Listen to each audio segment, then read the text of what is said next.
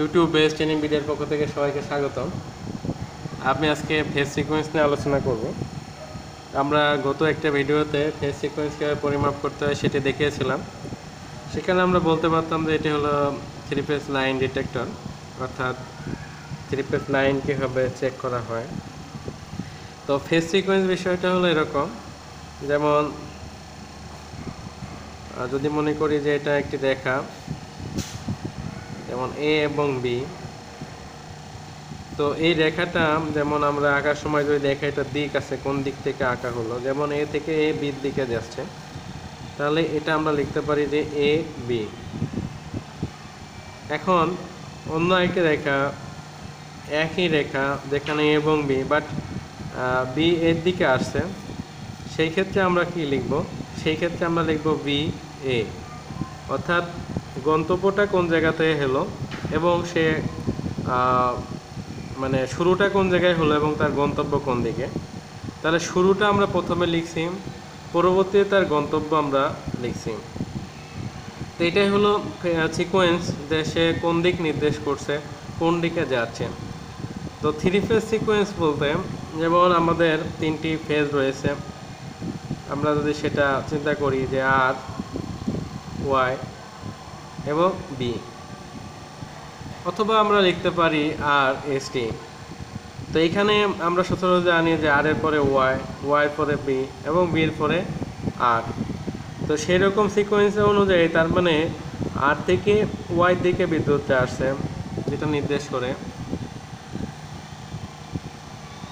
তারপরে ওয়াই থেকে বির দিকে বিদ্যুৎটা আসছে নির্দেশ করে, এবং বি থেকে সিতে বিদ্যুৎটা আসছে নির্দেশ করে। তো এটা দেখেন, তার মানে এদের সিকোয়েন্স আর এর পরে ওয়াই, ওয়াই পরে বি, বি এর পরে আর। তো এইভাবে সিকোয়েন্স অনুযায়ী যদি আমরা একটা মোটর, সাপোজ আমাদের একটি মোটর আছে, তো যে মোটরের থ্রি ফেজ মনে করেন, যার অন্য পাশে শর্ট করা রয়েছে, তিনটি টার্মিনাল এখানে বের করা রয়েছে, তাহলে এখানে যদি আমরা সেই ধারাবাহিকতায় এটাকে আর লাইন দেওয়ার জন্য বলা হয়েছে, যেটা এটা ইউ, পরেরটাকে কোম্পানি থেকে মানে ভিতে আমরা ওয়াই দিব, তারপরেরটা আমরা বি দিব, তাহলে অবশ্যই এই মোটরটি ক্লকওয়াইজ ঘুরবে। যেহেতু এখানে আমরা দেখতে পাচ্ছি যে আর, ওয়াই এবং বি পরপর এখানে আছে, আর থেকে বির দিকে যাচ্ছে, সরি আর থেকে ওয়াই দিকে যাচ্ছে, ওয়াই থেকে বির দিকে যাচ্ছে, বি থেকে আর এর দিকে যাচ্ছে, এইভাবে সিকোয়েন্স অনুযায়ী ঘুরছে।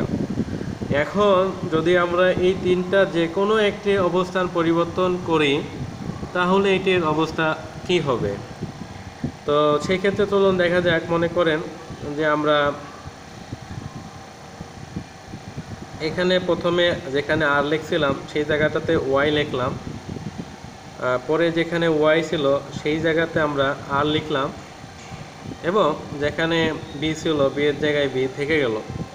তো আমরা প্রথম দিকে যেটা বলে আসছিলাম যে আমরা সেই শুরু জায়গা এবং তার গন্তব্য জায়গার দিকে লক্ষ্য করে এখানে চলাচলের জন্য লেখা হচ্ছে। তার মানে আর এখানে, তো আর থেকে আমরা সবসময় ফেজ শুরু হয়, তো আর এর পরে যাবে কোথায়? আর এর পরে যাবে হলো ওয়াইতে। তাহলে এখানে আর থেকে ওয়াইতে গেল, ওয়াইয়ের পরে যাবে বিতে, বির পরে দেখেন আরে গেল। তাহলে এখানে রোটেশনটা কিন্তু ভিন্ন হয়ে গেল। আগে যেরকম রোটেশন ছিল সেই রোটেশনটা আর নাই, এখন রোটেশনটা ভিন্ন হয়ে গেছে। তো এইখানে থ্রি ফেজের যে কোনো অন্য একটি লাইনকে চেঞ্জ করলেও কিন্তু একই রকম হতো। যেমন আমরা এখানে আর ওয়াই বি লিখছিলাম, এখন আরটাকে যদি আমি ফিক্সড রাখি, ওয়াই জায়গাতে বি লিখি এবং বি এর জায়গায় ওয়াই লিখি, সেই ক্ষেত্রেও কিন্তু তাই হয়। যেমন আর গন্তব্য প্রথম প্রান্ত ঠিক আছে, আর এর পরে হলো ওয়াই, তার মানে এদিকে ওয়াইয়ের পরে হলো বি, বি এর পরে হলো আর।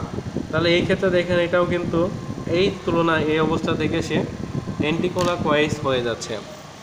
তা আশা করি আপনারা সিকোয়েন্স বুঝছেন। এটা আসলে বিদ্যুৎ প্রবাহের একটি দিক, যার উপরে ভিত্তি করে মোটরের স্পিড, মোটরের কোন দিকে ঘুরবে সেটি নির্ণয় করা যায়। তো এমন কিছু কিছু মোটর আছে বা বিশেষ বিশেষ ক্ষেত্রে ব্যবহার করা হয়, সেই সমস্ত জায়গাতে যদি সিকোয়েন্স ভুলভাবে লাগানো হয়, তাহলে কিন্তু সেই ডিভাইসটি বা মোটরটি উল্টো দিকে ঘুরবে, আর তাতে সিস্টেমে অনেক সমস্যা হতে পারে। সেজন্যই থ্রি ফেজ লাইন ডিটেক্টর বা ফেজ সিকোয়েন্স মাপার দরকার পড়ে। তো মাপার জন্য আমার প্রিভিয়াস একটি ভিডিও আছে, আপনারা সেটা দেখতে পারেন। তো সবাইকে আমার এই ভিডিওটি দেখার জন্য ধন্যবাদ। আমার ভিডিও যদি ভালো লাগে তাহলে আমার চ্যানেলটি সাবস্ক্রাইব করুন, ভিডিওতে লাইক দিন, কমেন্টস করুন এবং শেয়ার করুন।